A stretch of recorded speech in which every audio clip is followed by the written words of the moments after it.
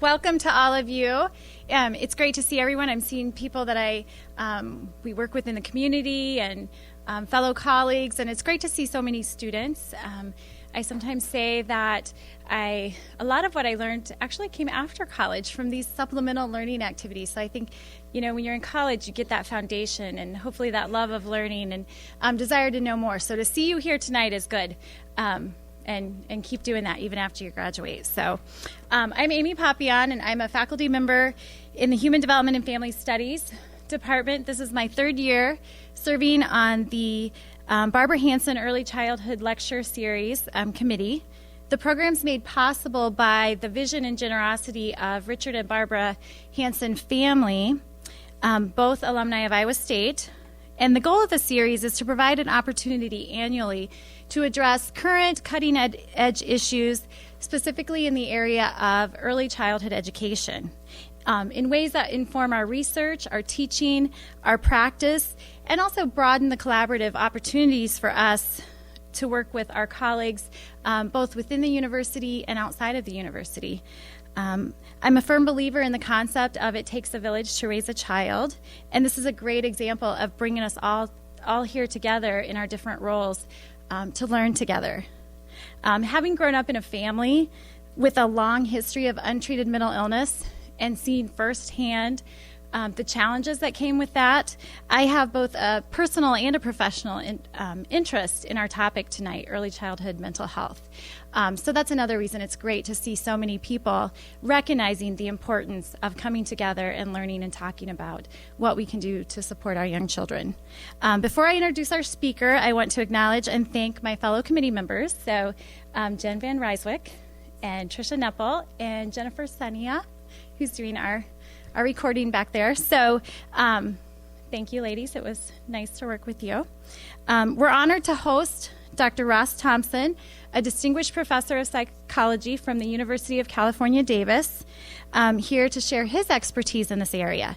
Dr. Thompson has an extensive background working with and studying children and families.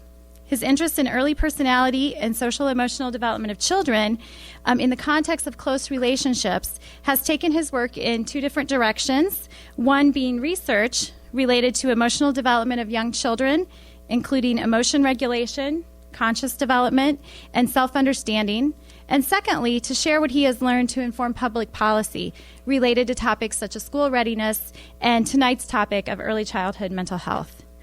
Dr. Thompson serves as Vice President of the Board of Directors for the well-known organization 0 to 3, has received several awards for his teaching and research, including a Distinguished Scholarly Public Service Award from UC Davis, the Boyd Candless Award from the American Psychological Association, and the Outstanding Research and Creative Activity Award from the University of Nebraska, where he is also a member of the Academy of Distinguished Teachers. I'm confident you'll enjoy tonight's presentation and hope it'll inspire you in the work that you do and the relationships you build with the children and families in your lives. So, welcome, Dr. Thompson.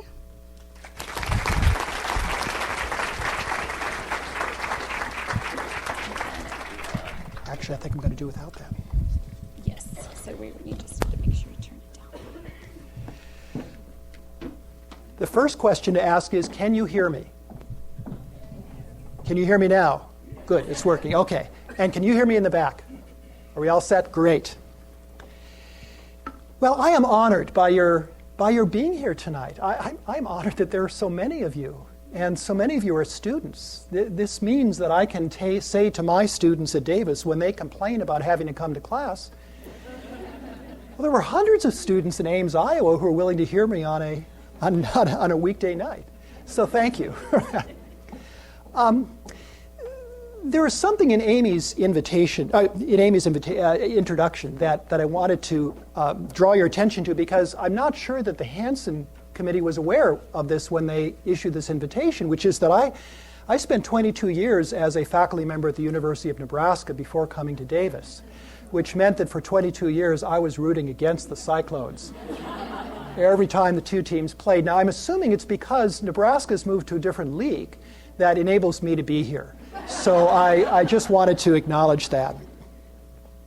And more seriously, there's another thing that you should know about me, which is that I'm a developmental scientist, and almost anything practical that I know about children comes from having been married throughout my entire career to an absolutely gifted early childhood educator who actually directs the lab school at UC Davis.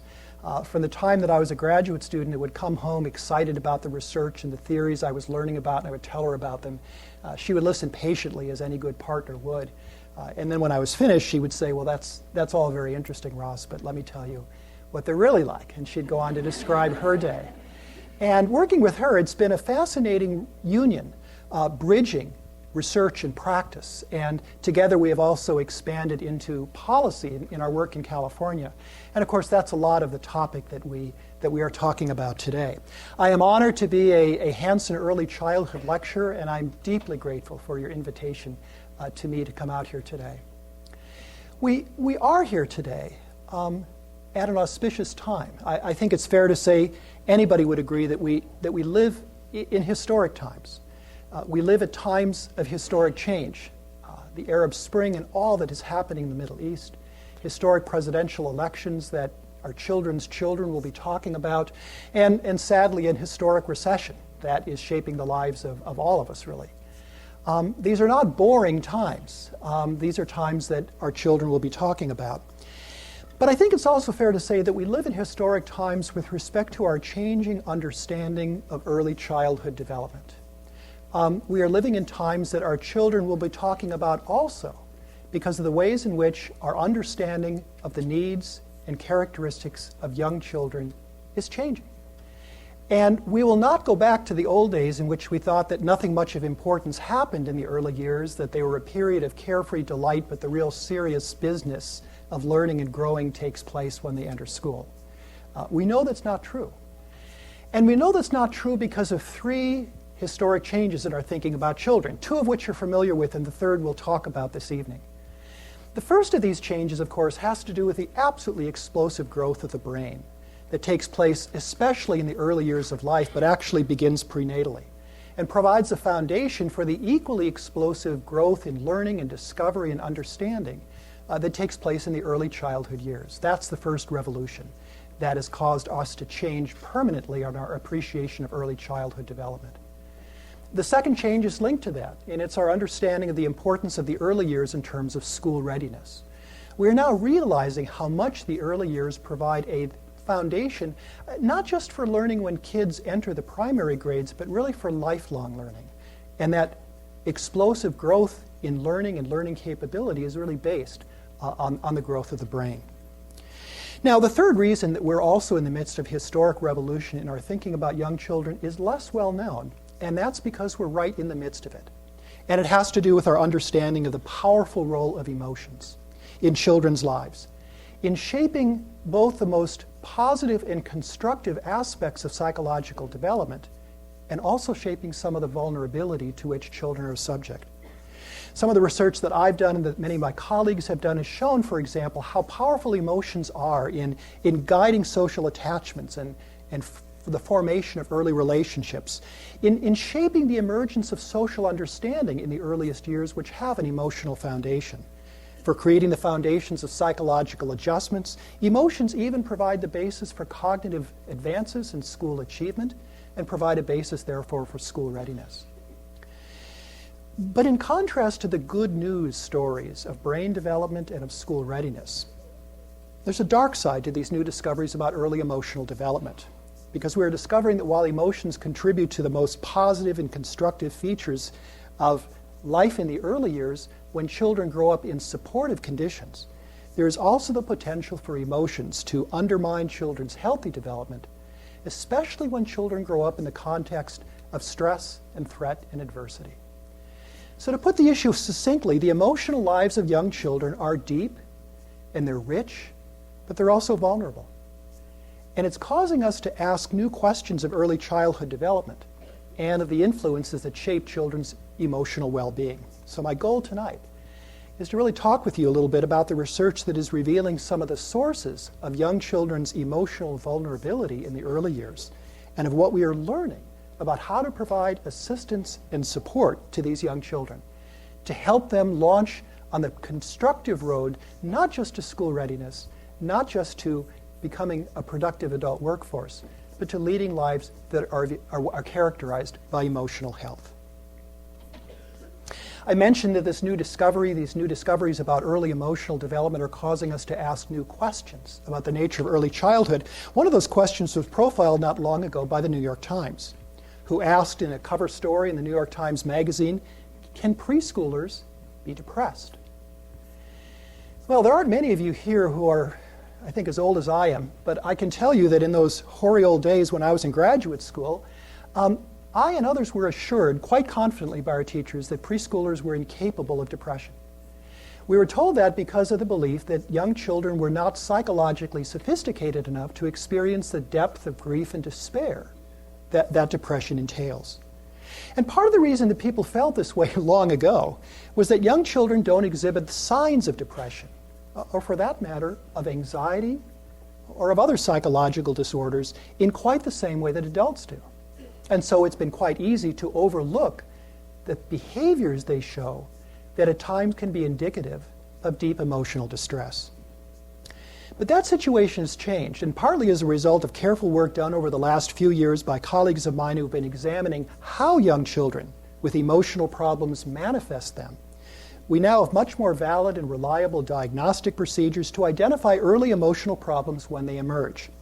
And when we compare the incidence rates of common psychological problems in preschoolers with the rates that we commonly observe in older children and adolescents, the results have been disturbing. As you can see in the top figure, it is true that preschoolers can get depressed. And we can even observe the behavioral indications of depressed behavior in infants and toddlers, especially when they're in the care of a depressed mother. Brain imaging indicates altered activity, for example, of the frontal cortex in infants as early as 1 year of age whose mothers are themselves clinically depressed. The picture is even more striking when we turn to anxiety disorders, in which we find the prevalence rates for toddlers and preschoolers are actually higher than those of older children and adolescents, even though they're somewhat lower than those of adults. And when we turn to compare the three age groups for the overall incidence of any psychological disorder at all, here's what we find. More than 16% of community samples of young children are showing signs of a serious psychological disorder, many of these children coming from troubled families and neighborhoods. The conclusion that young children, indeed even infants and toddlers, although this is pioneering territory, but that even young children can experience serious emotional disorders is new news to most of us, given our prevalent ideas about the nature of early childhood emotional experience. But it is not new news for those who have long been working with these children, especially those coming from difficult circumstances, such as when their families are in turmoil because of economic or personal problems, or in neighborhoods that are dangerous places to play, or when children themselves have been traumatized by events out of their control, like a natural disaster. Indeed, when I talk about these findings to California State preschool educators in the California State Preschool Network who work with families that are economically under stress, without fail, I get nods in agreement. They know exactly what I'm talking about because they have seen these children in their centers. And the reason that those who work with young children affirm these conclusions is that they have personally observed these kinds of signs of stress in young children. And so what they have recognized and what we have seen in our research is that early childhood mental health is vulnerable to stress. And it is the experience of stress that is often predictive of these kinds of emotional problems. Here's what the research shows us. Roughly 10% of children in kindergarten show disruptive emotional or behavioral problems. For low-income children, the prevalence is double or triple this estimate. Those of you who work in an early childhood classroom know that if you've got 1 or 2 children who are disruptive, you can pretty much manage the classroom environment constructively, even with that happening. When you have 4 or as many as 5 children who are behaviorally disruptive, it changes the entire climate of the classroom. And suddenly kids who have been well behaved are no longer that way. That's how significant this is for these kinds of preschool centers. We find that research is showing us that stress is associated with poverty and socioeconomic difficulty in these families. It's associated with family disruption, marital stress, and parent mental health difficulties. The child's temperament vulnerability is also important, with some children temperamentally more resilient than others. And the other important thing is that these children are often first identified in early childhood programs as being emotionally dysregulated or disruptive, obviously in part because of the stress they're experiencing. And therefore, these are children who are most at risk for academic failure, not because they're not ready to learn, not because they can't learn, but because of the effects of stress on their ability to function adaptively in a classroom. And they are our greatest concern. The research shows that it is the compounding cumulative stress like this over time that takes its greatest toll on young children and contributes greatest to risk for these early childhood emotional problems. So turning back to the Duke research that has given us the prevalence rates I described to you earlier in the same sample, the researchers find that if we simply accumulate the numbers of significant stressors in children's life experience, simply over the period of the last 3 months, we find that the likelihood, the probability that these children will show a serious psychiatric disorder increases exponentially, with 3 significant stressors in the last 3 months being an important tipping point for these kids. If we consider their lifetime incidence of significant stressors, we find that by the time we get to 4 or 5 stressors, the likelihood that these children will show a serious emotional problem, it gets very, very high. So children can experience stress at very early ages. They show those stresses behaviorally, and they help to contribute to the development of serious emotional problems. But we have to pause here and ask, what do we mean by stress? As an academic, I need to define this term carefully because not all stress is bad for us, of course. Believe it or not, and I say this to the student group here, some stress can be good for us. Not during finals week, perhaps, but during other times. And indeed, we wouldn't want to live in a world that did not have stress, because in part what stress does, as our folk theories tell us, is it builds us up. It toughens us up. It helps develop our coping skills.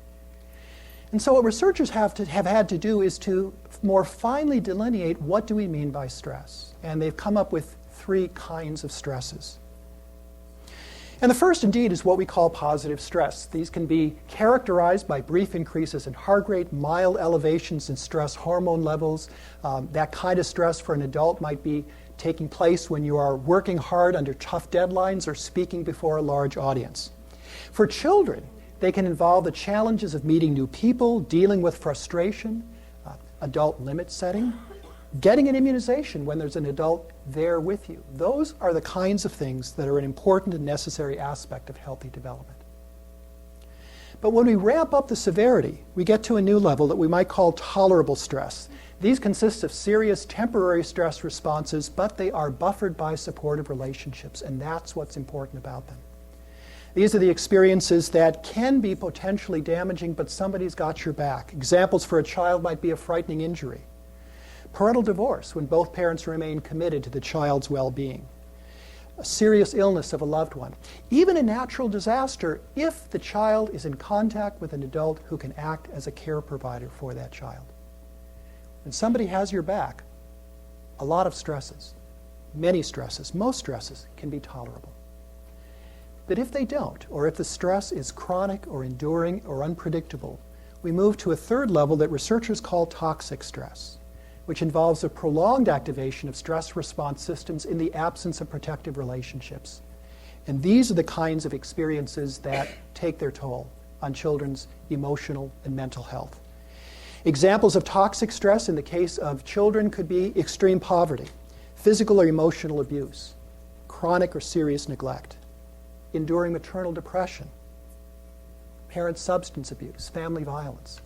And what's distinctive about these experiences is not only that the adult is not available to provide support, it's that the adult who would provide support may be the source of stress. And that's what makes it particularly challenging. What's distinctive about toxic stress, then, is not only that it's uncontrollable, severe, and chronic, but that the support of relationships on which children ordinarily rely are not there. Indeed, those people may be the source of stress. Does that make sense? So significant has been health providers' concerns about toxic stress that within the last year, the National Academy of Pediatrics issued a policy statement urging the pediatric community to attend to the risks of toxic stress, urging pediatricians to both be alert for signs of toxic stress in the children in their care, and also to work toward prevention in communities of the sources of stress for these children. Now, why is toxic stress so demanding?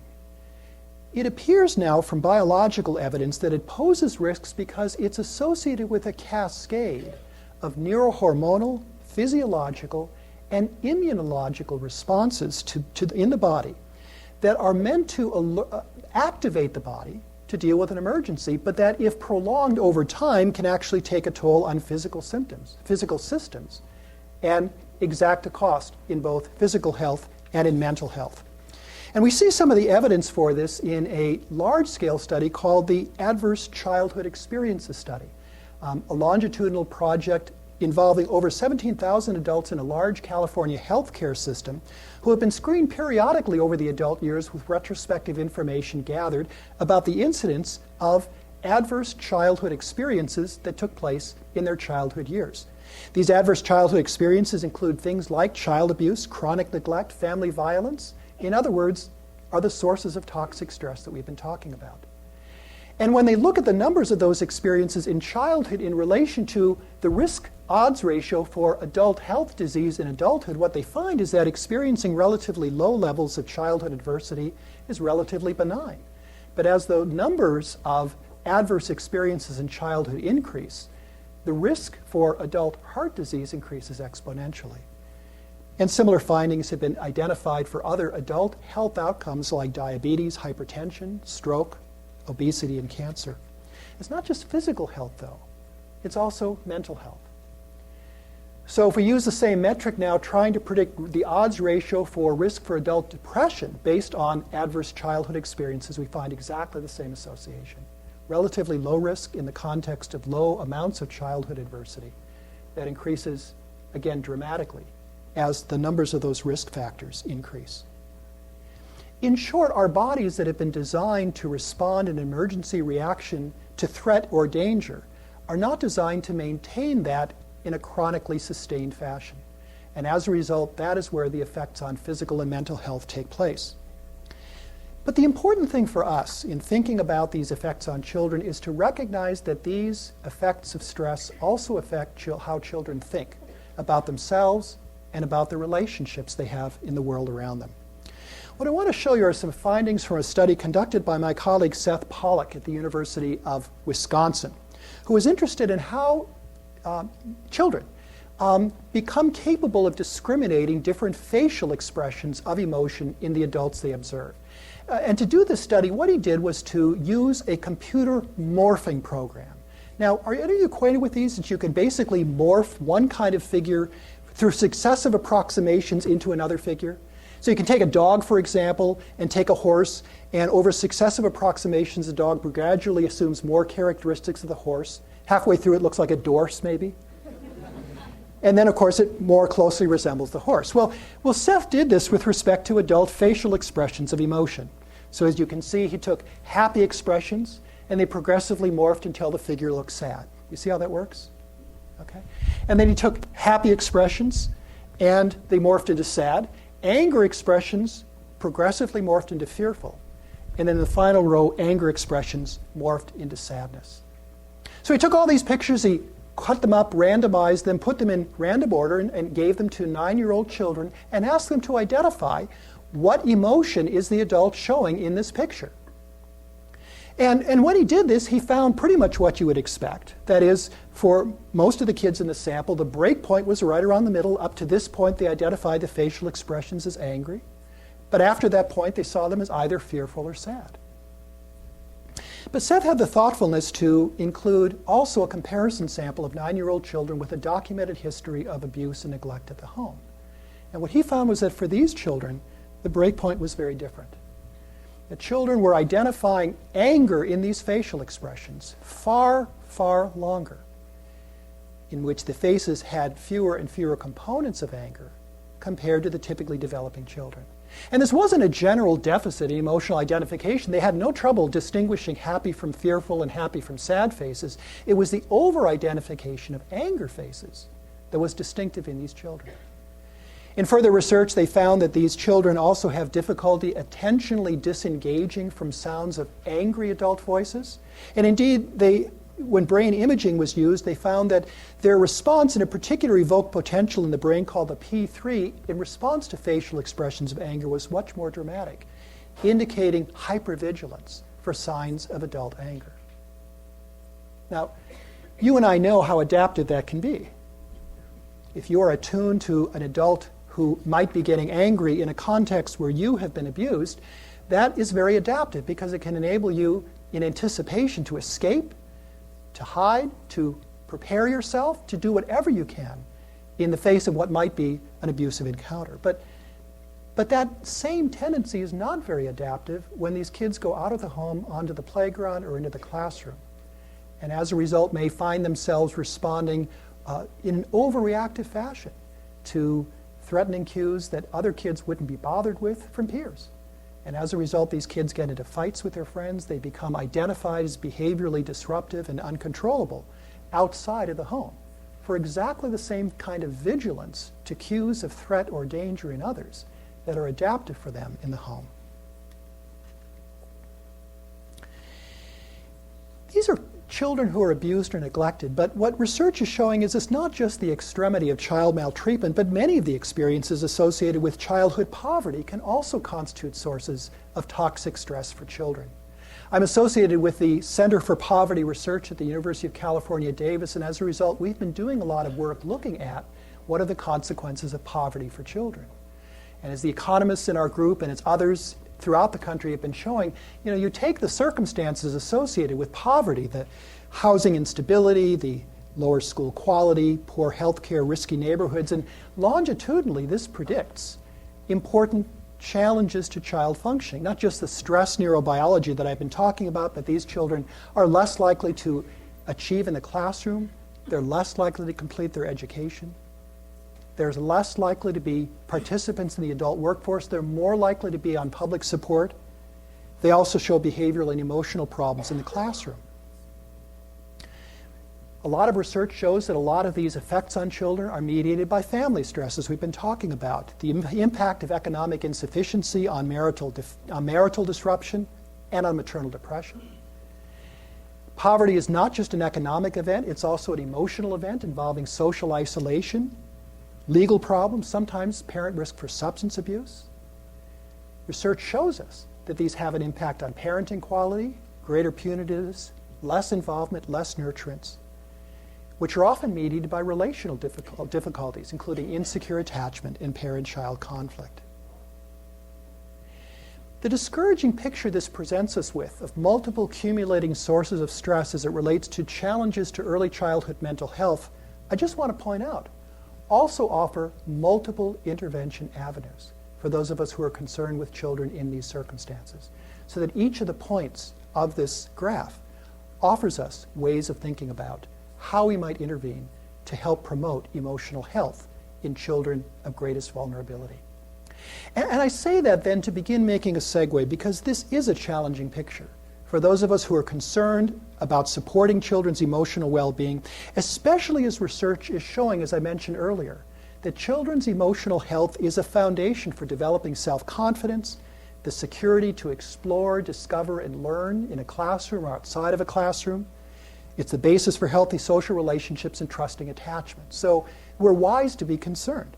Moreover, the research is showing that these challenges do not simply go away or remedy themselves over time, that indeed the opposite is true, that without attention to them, there's every expectation, longitudinal research shows, that these problems simply become more exacerbated.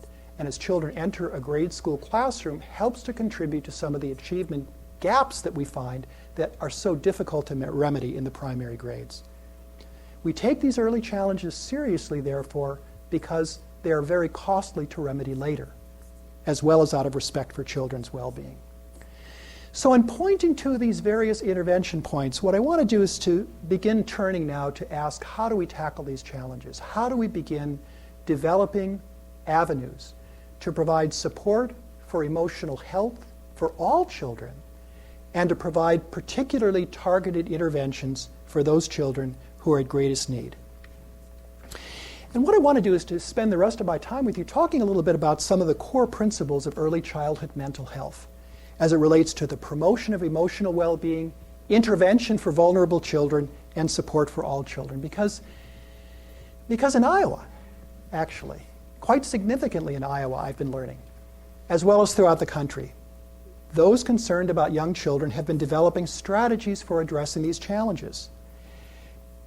These strategies are manifested in a variety of ways: in innovative treatment approaches, in exciting prevention strategies, in efforts to raise public awareness, and also in avenues for professional development, such as those that are underway right here at Iowa State and also elsewhere throughout the state. But whatever the strategy, they share several core principles in common that help to make early childhood mental health practices distinct and sometimes unique. And it's that distinctiveness that I want to try to identify for you as foundational avenues by which we help to support emotional health in young children.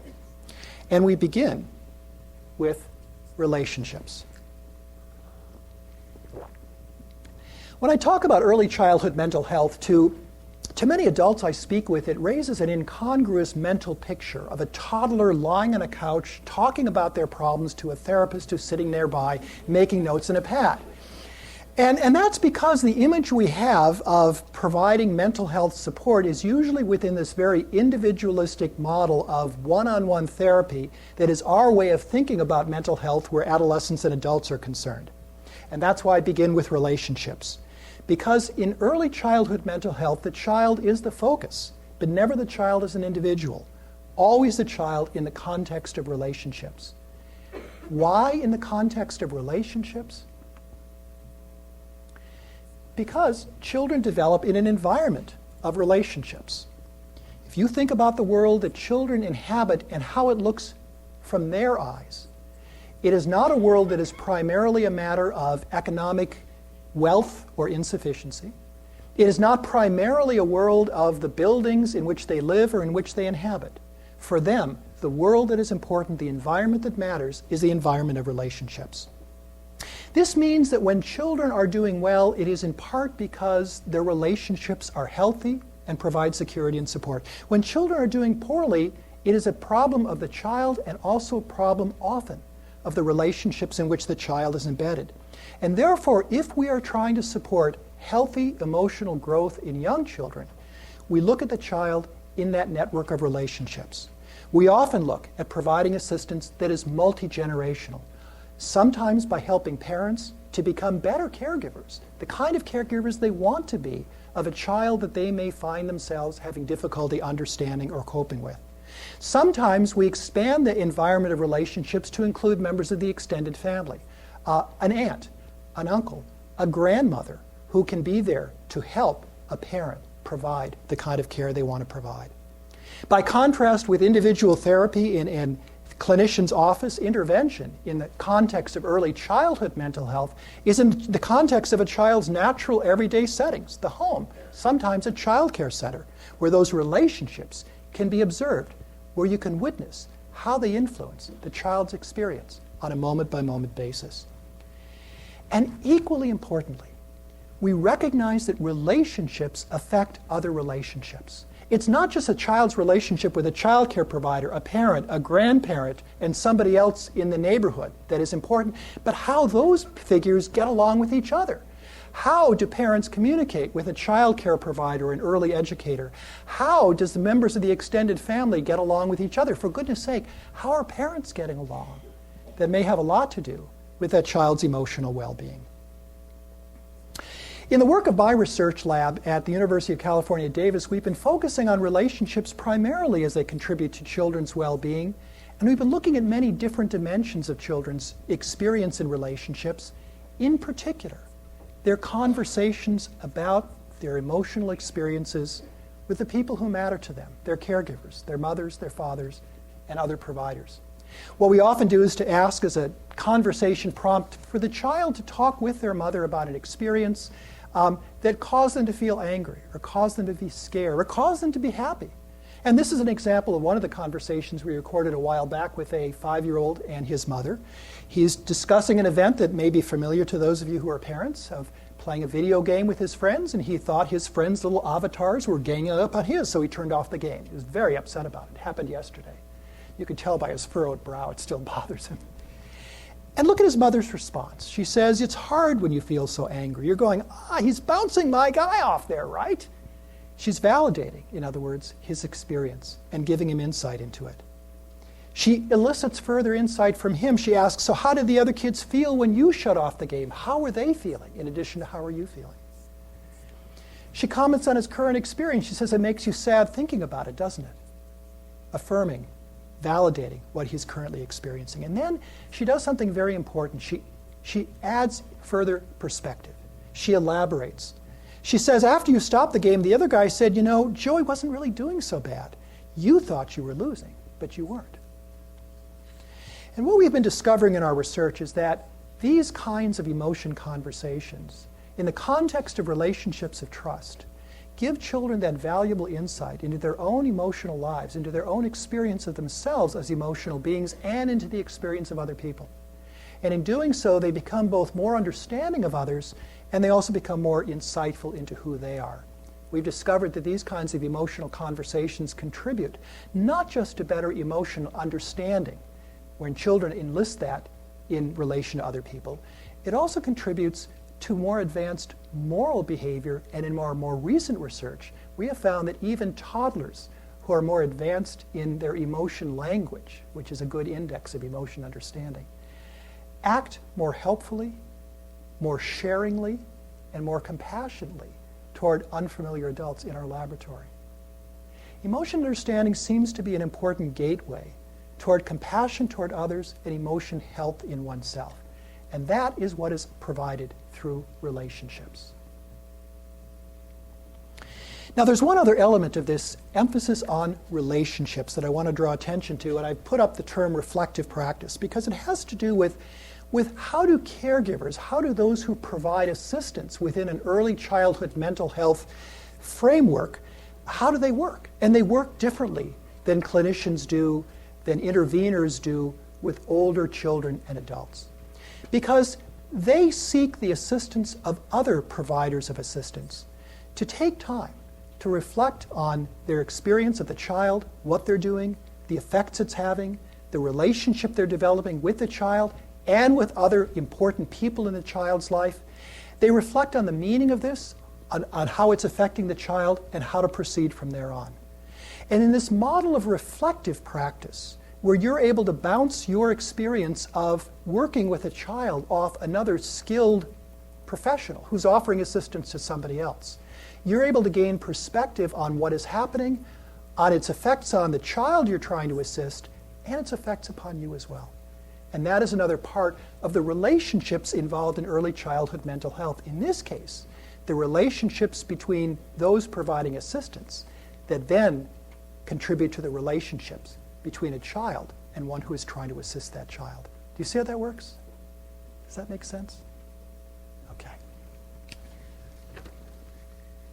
So that's one principle of early childhood mental health practice, a focus on relationships. Another core principle is a focus on the individuality of the child. By contrast with the idea, perhaps, that one size fits all in a therapeutic model, or as some people have suggested, that you need to fit the adult's problems into your therapeutic mindset in order to help them.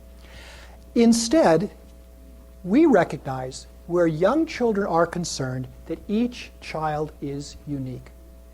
And that unique temperament, personality, emotional style, sense of self, sociability, learning style, sensitivity, and other characteristics constitute the prism through which that child experiences the world and experiences the relationships that shape that child's life.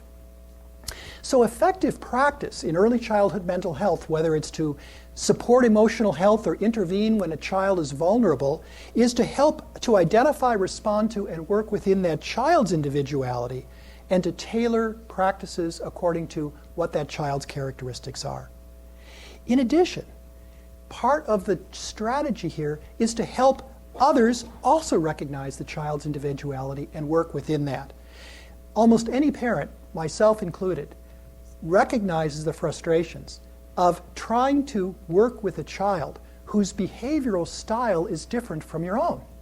I had, for some mistake of genetics, both Janet and I, who are relatively laid-back people, happened to give birth to a firstborn child with a high activity level, who managed to run before he could walk and walk before he could crawl. He was on the go from the beginning. And for a time, being kind of dunderheads and thinking about our own practical challenges of parenting, Janet and I tried to get this child to calm down.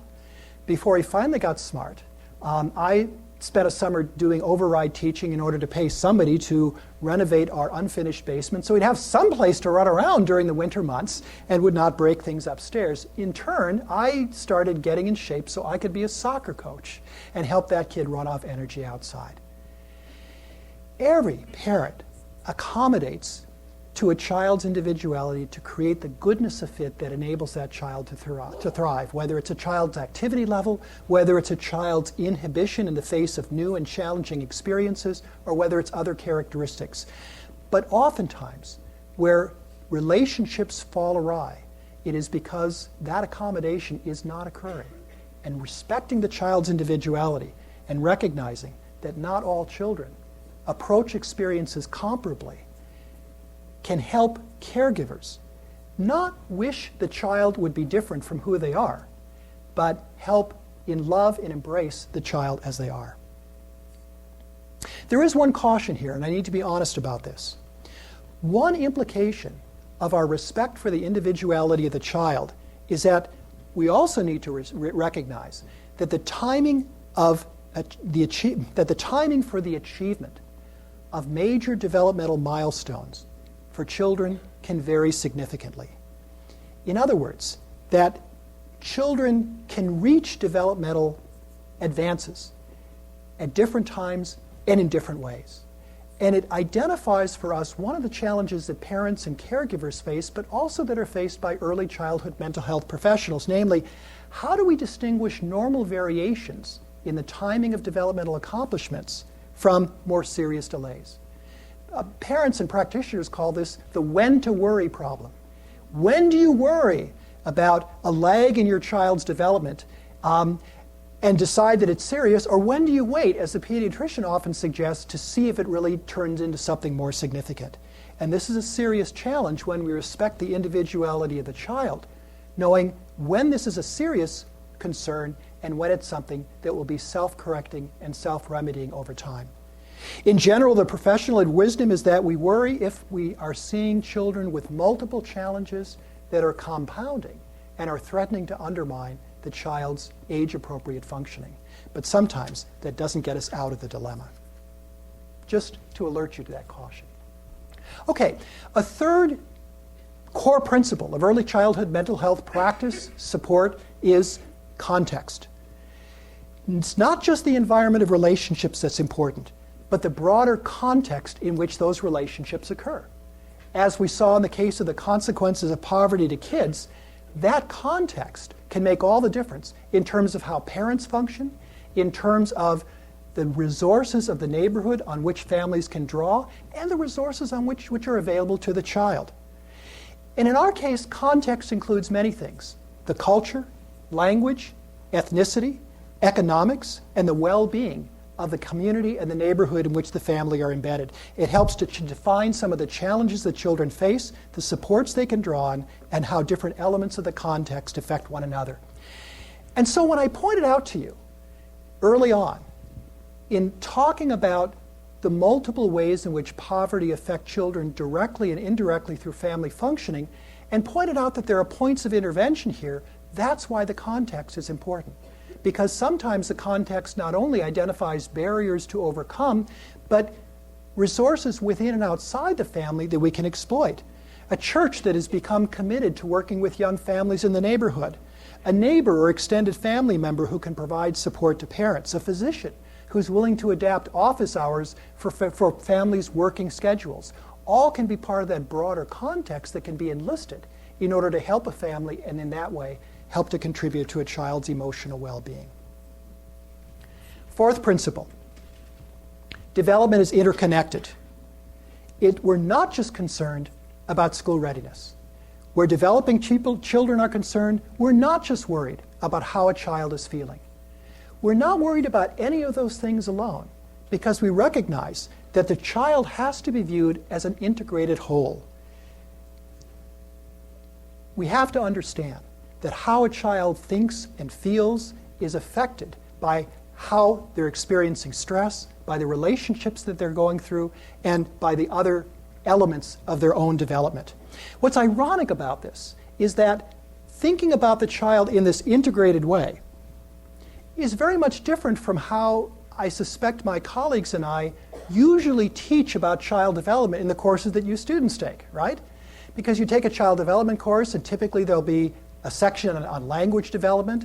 We'll talk about the child's cognitive development, then we'll turn to talk about social development and maybe emotional growth and physical maturation. And usually at the beginning we talk about brain development, as if those different elements of the child's experience can be disconnected from one another.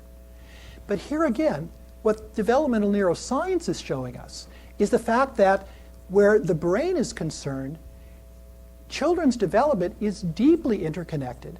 That in contrast to popular beliefs, there are not isolated, distinct areas of the brain devoted to emotion or memory or language, but rather these complex processes are directly interconnected with each other and are widely distributed throughout the brain.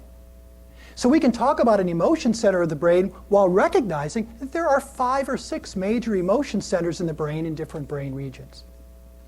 To recognize that development is interconnected, therefore, means that where children are concerned, sometimes the behavioral problems that alert an adult to the fact that a child is having difficulty may be occurring in a domain that is different from where the problems really arise.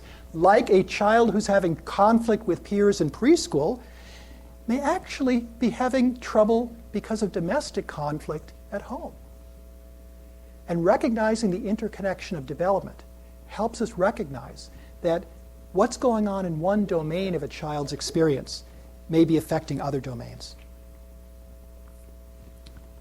Mental models is another important principle of early childhood mental health.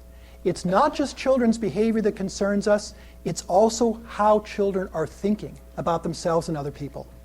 I use the term mental models advisedly because we all use these models in our thinking, in our everyday experience. We create mental models of the world. Sometimes those are mental models of the physical world that enables us to navigate around our offices, around our homes, around the landscape of the university where we work. But we also create mental models of our relationships, of what people are like, of how to get along with them, and of ourselves. And as we have seen for some children, these mental models of what other people are like and how you get along with them are dysfunctional. And because of their experience, these mental models may have developed with certain expectations that are completely dysfunctional when it comes to children's experience with other people. In attachment theory, we call these mental models internal working models. And the working models mean that they are constantly under revision. They're open to being updated based on new experience. And so part of the focus of early childhood mental health is to figure out what those mental models are and to give children the kinds of experiences that will help to create, if not substituted models, alternative models of what relationships and people can be like. When I talk with California preschool educators and they are looking at this figure and thinking that's exactly what some of the children in my classrooms are like, and they're asking, what can I do? I can't transform the home life. I can't make their neighborhoods better. My response is what you can do is to give them an alternative experience of being in a context that is safe and secure and non-threatening. So that when they go to another classroom, they have an alternative model with which to think, is this classroom like that? Or is this a dangerous environment? You can give them a model of relationships that are supportive and are reliable and are predictable. So that when they go to a new relationship, they have this alternative model with which to ask, is this relationship going to be supportive and helpful and reliable for me as well? The other thing that we do in the field of early childhood mental health is we recognize that the adults in children's lives have mental models too. And sometimes their mental models can be as dysfunctional as those that some children develop based on similar kinds of experiences. Every parent, of course, has had the experience that I have had of listening to myself talk to my children and realize that that is not my voice that is speaking right now. That is my Father's voice. And usually it is my Father's voice that I am hearing speaking to my children when I'm angry and I'm frustrated and I'm at my wit's end. And that is part of the mental model that I have inherited from my past that I have to be aware of as a parent when interacting with my children. In this field, we sometimes refer to those models that parents bring with them to their interactions with their children as the ghosts in the nursery. That is, the legacy of past relationships that are affecting how well a parent can perceive their child accurately, can hear that child's cries, can understand that child's needs, can respond to that child's feelings if you, as an adult, never had your cries attended to, your feelings affirmed, your experience supported. And so it's mental models both in the child and sometimes in the adult that are the focus of attention. And finally, the last core principle of early childhood mental health is a focus on prevention. And the focus on prevention derives from the recognition that early experiences matter, that they make a difference, and that it is far better for us to intervene early to prevent problems from developing than to try to remedy problems in children's emotional and behavioral health after they have developed. The important thing is that prevention draws on the core principles we've been discussing and has broader implications for public policy. Preventive avenues, for example, draw on our understanding of the importance of relationships in efforts such as home visitation, in efforts to provide parent education and family support resources, in our efforts to provide assistance to families in poverty and economic stress, recognizing that how well the family functions is directly tied to the child's own capacity to experience emotional well-being, and direct assistance to children when parents are troubled. Recognizing the importance of the environment of relationships causes us to invest in these efforts to prevent problems from emerging and from addressing problems when they do emerge. Preventive avenues also draw from our recognition of the importance of the context in which children live in efforts to support high-quality early care and education, and in the provision, which Iowa State is working toward now, of helping to provide early childhood mental health consultation for those frontline child care and education providers who may be faced with behavioral problems that their training does not equip them to address. Attention to the context means also strengthening community resources for family support and training a broader professional cohort of professionals who specialize in the emotional and behavioral problems of young children. Recognizing the importance of children's individuality draws our attention to the desirability of expanding pediatric visits to include screening for behavioral and emotional health in very young children. Recognizing that for many, many families, especially those at risk, a pediatric visit may be their first and sometimes their only contact with a professional who can offer them parenting advice and child-rearing guidance. And maybe sometimes that behavioral and emotional screening can be done by a paraprofessional in the pediatric office rather than by an MD. Individuality also mandates special attention to children with special needs. And finally, the recognition that development is interconnected points to our growing recognition across the country of the need for attention to social emotional functioning anytime we talk about school readiness. Recognizing that much of the achievement gap is not because children cannot learn or do not want to learn, but because of non-cognitive challenges, self-regulatory challenges, emotional challenges, challenges associated with stress that make it hard for children to function in a classroom.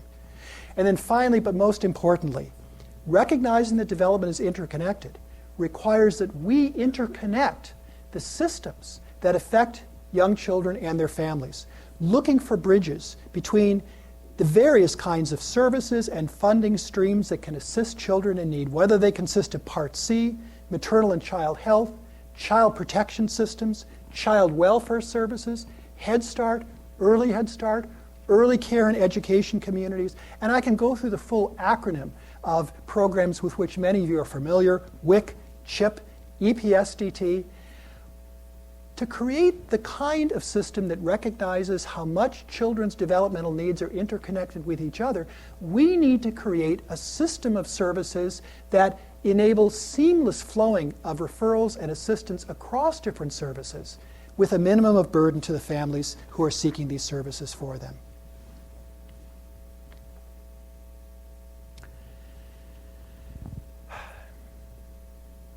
He was a famous psychoanalytic psychologist, one of the founders of the early childhood mental health movement, Daniel Winnicott, who in the 1950s made the audacious claim, perhaps with a picture like this in mind, that there is no such thing as a baby.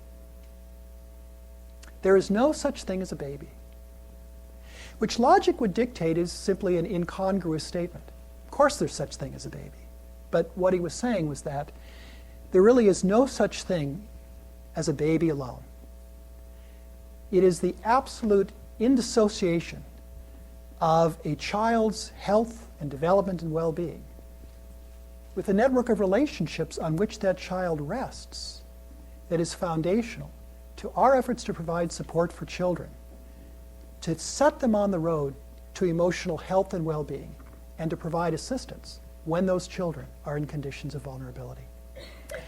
I am grateful that you're here. I am grateful to many of you who are at the front lines of doing this kind of work, because the work that you do is important. And I'm absolutely convinced we're at the vanguard of a national reawakening, really, of attention to these issues as part of the revolution in our understanding of young children. So thank you very much for being here.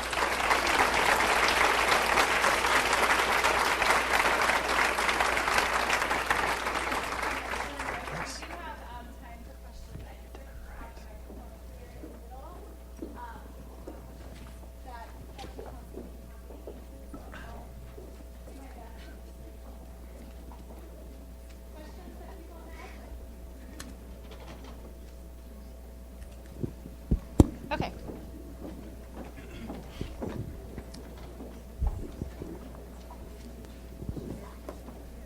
You mentioned that... Can you identify yourself, just if it's okay? My name is Marion Cressy. I work in Birth to 5 programming, early childhood Iowa.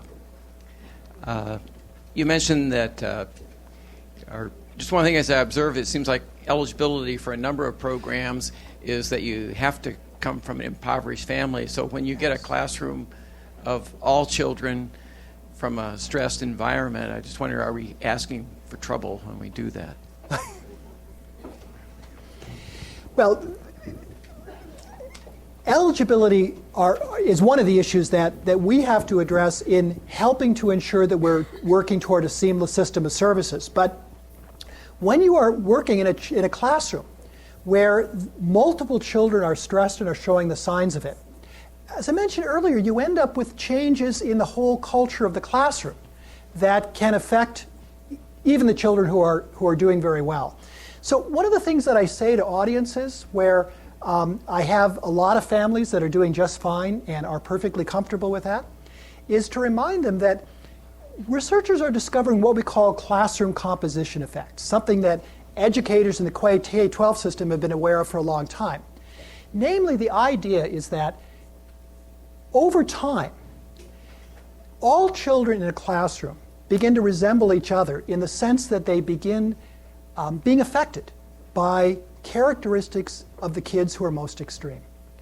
One good example of that in the early childhood field has been the recognition that children, regardless of their child care history, if there is a critical mass of kids who have had early and extended experience in child care, all children in the classroom will begin showing characteristics like that regardless of whether they themselves had had child care experience. We call this a classroom composition effect. They'll show the benefits in vocabulary and cognitive functioning, which is a good thing, and sometimes they'll show some of the behavioral characteristics that are not so good. Those classroom composition effects mean, therefore, that when you have children in an early childhood classroom, or for that matter, in a grade school classroom who are coming from stressed backgrounds, it begins to change the culture of the classroom. And kids who have not had that experience also begin to be affected by that. And that's why this is a concern not just for those who are worried about kids most at need, but really is a concern for all of us.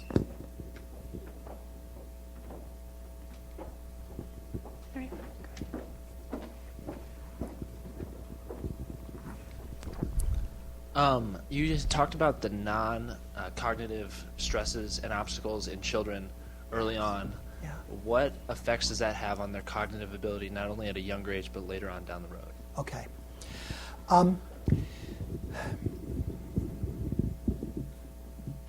When I talk with California preschool educators who work with these kids, and they nod knowingly about what I'm talking about, they have in mind exactly the kinds of kids I'm describing who are showing the characteristics of stress in their lives. These are the kids who have trouble sitting still. These are the kids who have trouble keeping their hands to themselves at circle time. These are the ones who can fall apart emotionally when they're reprimanded by a teacher over some minor thing. These are the ones who fly off the handle when they're provoked by a peer in circumstances where other kids wouldn't be bothered. And these are the ones who are most likely to be spacey when they're supposed to be paying attention and are not being able to focus their attention when they're working on a task. What is really tragic about these circumstances is we know why this is happening. It's because their stress physiology has been adapted to a world that may be at home, that may be in the neighborhood, in which they often experience threat or danger. As a result, it's as if their antennae are up and they're constantly on the alert. And of course, when your mental resources are devoted to feeling alert to potential danger, you don't have that many resources left over to pay attention to a coloring project or a science experiment.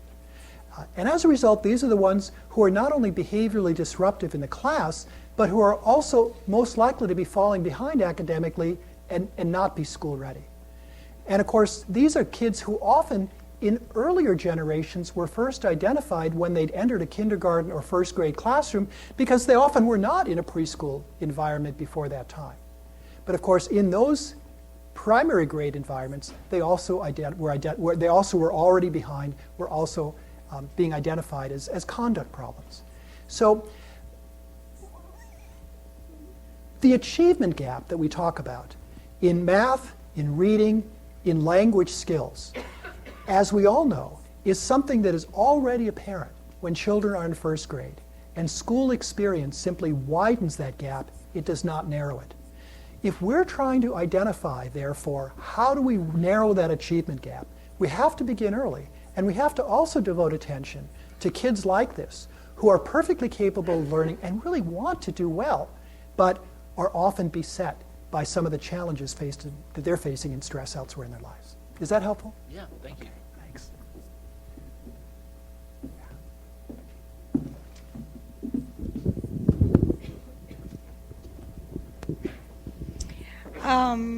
I fit the profile of some of what you were just discussing. The child that just doesn't pay attention, the child that basically cannot attend to their everyday tasks. When I was younger, that was me, okay?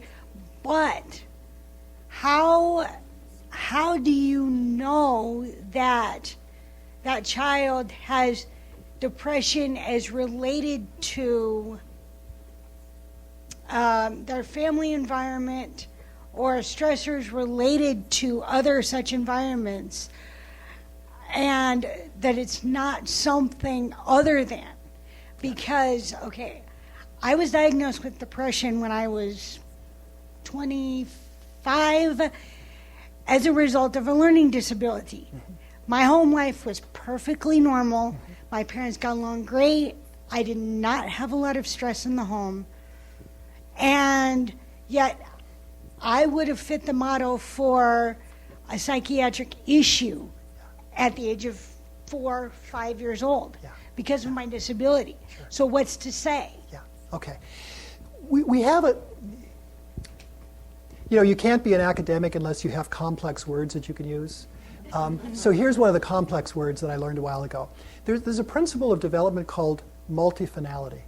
And what it simply means is a single outcome, a single result, can arise from multiple alternative causes. Okay? And I think you've been describing that. So you've been saying that you fit the behavioral profile of kids who are under stress, but there wasn't stress in your life. And that's because there can be other reasons why one has certain characteristics. For example, depression has strong genetic loading. I have a friend who has a family history of depression, and it's something she struggles with, despite the fact that she lives in a supportive environment. In addition, I've had several times people asking me about self-regulatory problems in kids, and how do you know whether this is simply, age-typical self-regulatory deficits in young children, because part of the brain that regulates children's behavior is slow to mature. And how do you know whether it's a sign of ADHD? And this is, again, that sort of when to worry problem. And my response is a lot of it has to do with whether kids are showing self-regulatory capacities, whether they're showing self-regulatory capabilities that are developmentally appropriate, or whether their self-regulatory deficits are falling off the edge of what's developmentally appropriate. So some of it is recognizing that children's problems, children's challenges are just multiply determined. And so I would not want to imply for anybody that being a child who's depressed, a child who's experiencing anxiety or other challenges is necessarily because of stress at home. There can be other circumstances that are arising that are helping to create that too.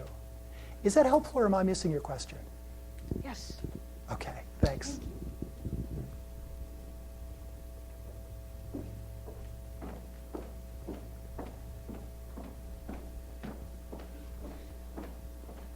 I'll meet you halfway here. Hi, I'm Rhonda Reardon. I work with the Iowa Department of Public Health, and I am the state coordinator for Iowa's Project Launch initiative. So Project Launch seeks to impact policy change that supports children's social and emotional development. And one of the conversations that we keep coming back to, we are trying to engage pediatricians and primary care providers because, like you said, that might be the only segue into the mental health system. And so we're really trying to engage providers into just getting them to be more open, more willing to screen children and try to identify early and then make referrals as appropriate. Yes. The conversation we keep coming back to is that providers are limited on time, and typically insurance companies don't want to pay for this. And so are you familiar with any states that have been successful in engaging insurance companies, third-party payers for reimbursement, and just to be able to show that return on investment, I guess? Well, it's a tough problem, and I can't tell you the numbers of times that I have been told by people whose opinions I respect, you should not try to change the pediatric community. Others have tried to change it. They failed. You're going to fail too. It's kind of abandon hope, all ye who enter here. So I've spent some time trying to figure out, because I also hear voices within the pediatric community that say that pediatric specialists are well aware of these problems. And they also want to respond to them, but they also feel the constraints by the 12 to 17-minute pediatric visit. There are two things that I've seen floated out there. One is simply that in some states, a behavioral health screening is simply mandated. North Carolina, for example, has included those provisions that are mandatory in pediatric visits now by state law. I don't know how that solves the 12 to 17-minute visit or insurance reimbursement. But the other idea that I've been hearing floated, and I am going to be interested to see where that goes, is the question that I alluded to a moment earlier, which is, does this necessarily need to be done by a medical professional? Or can you have paraprofessional health screening? In fact, in other Western European countries, ordinary pediatric visits are not typically done by an MD, but they are done by a nurse practitioner or another medical paraprofessional. And the argument is that a lot of the ordinary questions and answers and checks and screens that are done in a pediatric visit can easily be done by a paraprofessional, and then you bring in the pediatrician if there are signs that warrant further examination. And if that's not the model that we're prepared to go to in the United States, then the question of whether an ancillary paraprofessional within the pediatric visit can extend the visit by providing these kinds of screens and not take up the pediatrician's time. And that's a model that I've seen being discussed. I haven't seen whether it's been implemented on a wide scale yet. Okay, well, I think with the Affordable Care Act and all the integrated health homes, maybe that will be something that will be coming down. So we have here with us Rizwan Shah, who is one of my favorite pediatricians. Do you want to comment on this? Well, Rhonda and I sit in the meetings together, so I mean, you can't say that all pediatricians don't pay attention to because I think I agree with Rana that my frustrations are the similar that you say, and there are multiple reasons, and I feel like that we are still focused on disease prevention as physical diseases. Pediatricians, we are still trained on those, and I think if you want to change the behavior in the practice of pediatrics, you got to go back to see how they're trained. Yes. And you need to bring the infant mental health issues in while physicians are being trained. And that's where we need to start. Because whatever you learn during the training, that's what you're going to practice. And you're going to find the ways, whether you want paraprofessional, 12 to 15, you can do a lot in 12 to 15 minutes. But it's your mindset, it's your philosophy, and that's where you and I need to work. Yeah. Great. Good. You have a hero here in your efforts, as you know.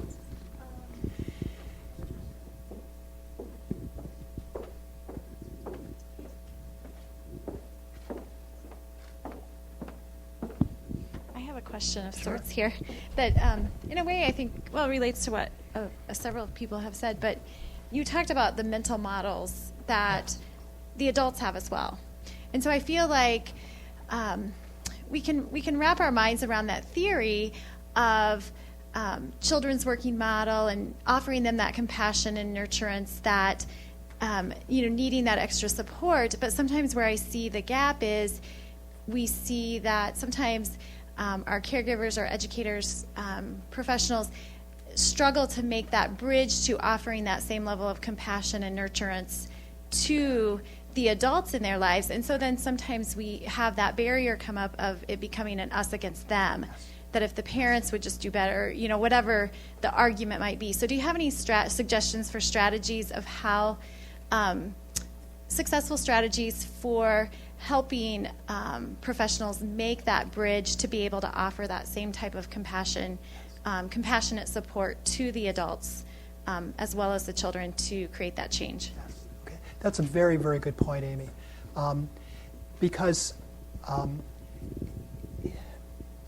it's easy for those of us who are seeking to assist children to stand in judgment of the adults who have failed to provide that assistance to children in the past, and is the reason why we have a vulnerable child in our hands, especially when that parent is engaged in practices that we would see as both self-destructive and destructive to a healthy rearing environment for that child. As I was trying to think of what were the core principles that I wanted to talk about this evening, there was one that I left off the list that I probably should have put on. And it's one that I see enunciated a lot within early childhood mental health communities. And it is a simple idea that parents want the best for their children. And it almost starts as an assumption. And so that if you can approach a parent with a fundamental belief that they want the best for their child, then you start trying to identify what might be the roadblocks that seem to prevent them from enacting that desire, or sometimes even recognizing that desire. Because sometimes it is even being able to get beyond one's own personal challenges before a parent can recognize that, in fact, they are passionately devoted to this child, but have been so beset by substance abuse problems, by their own depression, by their own economic woes.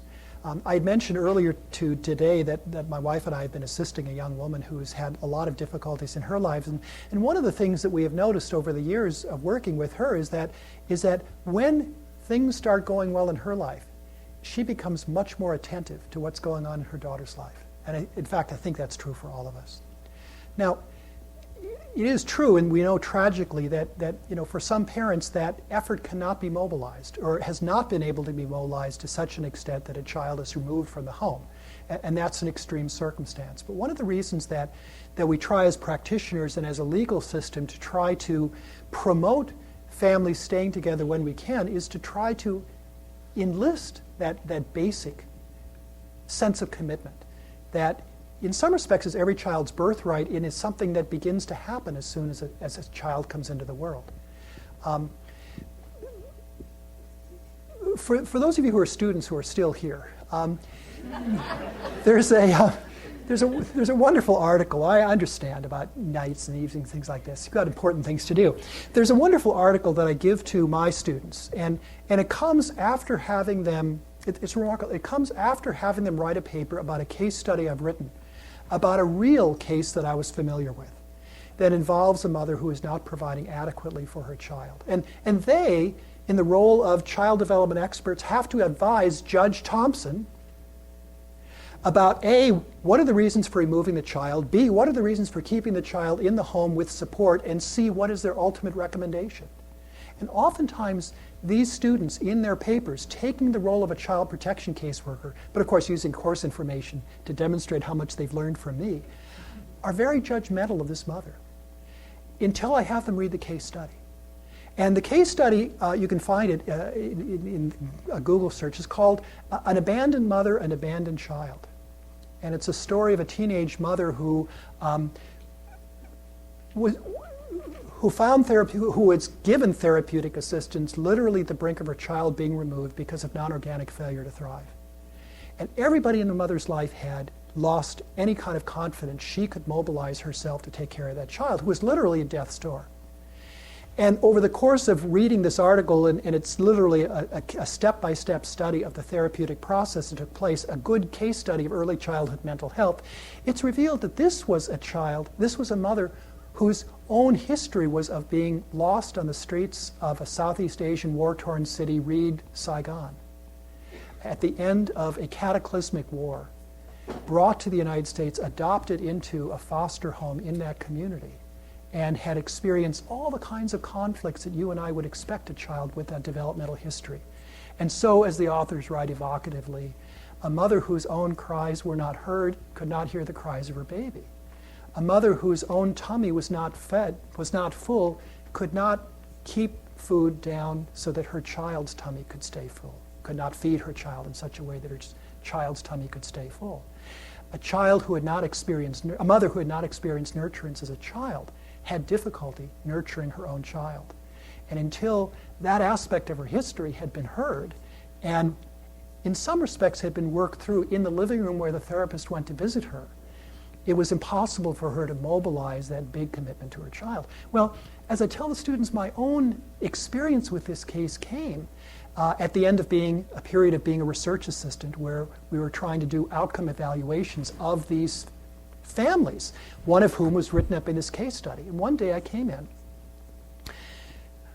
and I saw this bright, buoyant 5.5-year-old girl, Asian girl, standing at the top of the stairs with her mother, and they both looked as delighted with each other as they could possibly be. And it turns out it was the two of them, coming back for a visit after several of years of having been away. And her ability to own her child had only been able to emerge at the point that some of the issues of her life had been resolved. It doesn't always work that way, but I think it's always good to start with that fundamental assumption. Probably a longer answer than you need to hear. No, thank you.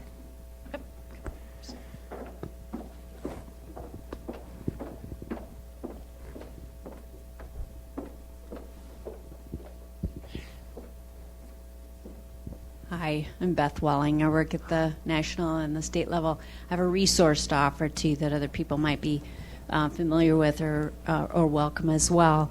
There's an organization called WestEd. Yes. Who has created a lot of professional development curriculum, including the program for infant toddler care. And there are some lessons in those materials called Protective Urges that are actually very good exercises for professionals through supportive environments themselves to go through and to question how best to assess their reactions to families in the process of supporting young children. So. Thank you for bringing that up. And the PITC program that WestEd does is an absolutely outstanding infant toddler program, and they do a lot of good work. So thank you. I'm Nancy Tepper, and I've been a lot of things in my life, including a preschool teacher. And I have found a preschool setting a very good place to address a lot of the things you're talking about. And we have all these students coming out with wonderful training, but they can't afford to stay in the field. Now, I think it's getting better for the preschools that are part of public schools. But do you have any? Do you see any progress in terms of improving salaries and benefits for people in preschool? Well, I've been in this field a long time, and I've been dismayed, as many of my colleagues have been, at how poor progress has been made. I do think that there are signs of hope. I think the President's Early Childhood Initiative is one sign of hope, in part because he's helping to frame for the rest of the country the issue of early childhood care in terms of early childhood education. And that raises the stakes, I think, on the importance of what it is that we do with young children. And so whether or not his initiatives make their way through Congress, he has helped to start a national dialogue about early education, not just school readiness now, but early education. That's important. But I do think that it's important for those of us in the early care and education to up our game a little bit as well. We should be paid professionally because we are professionals, but we need to act like professionals. And that means being willing to have others look at our work, to have our work evaluated, to participate in the kinds of ratings that help us to up our game and make our settings the kind of care that children really deserve. I think it would be fair to call early care and education centers brain development centers, because that's exactly what they are. And we need to take that as seriously as we want other people to take it. And that means bringing best practices into our classrooms and helping our teachers through in-service training develop the knowledge and skills that they need.